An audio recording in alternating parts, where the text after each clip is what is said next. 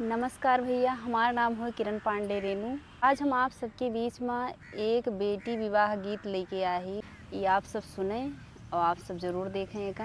बाबा नहाने सूरज पैया लागे, बेटी जन्म नित होई हो। बेटी के जन्म से ऊंची पगड़िया, चौघर संपत्ति होई हो। मैया नहानी सूरज पैया लागी, बेटी जन्म जीन होई हो।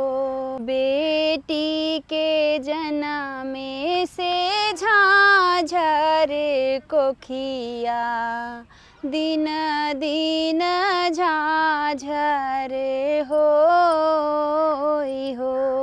दिन दिन झाझर होई हो।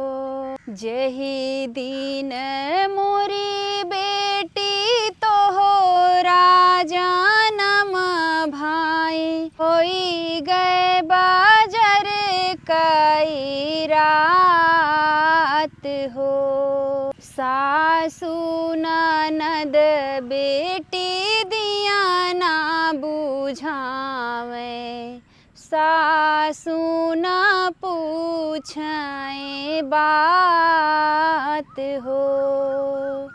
सासू ननद बेटी दिया ना बुझावे, पियावा न पूछे बात हो।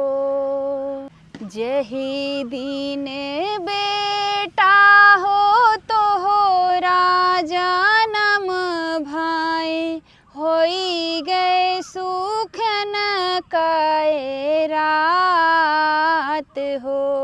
सासू ननद बेटा दिया ना जरावे, पिया वाले आवे जोड़े पान हो।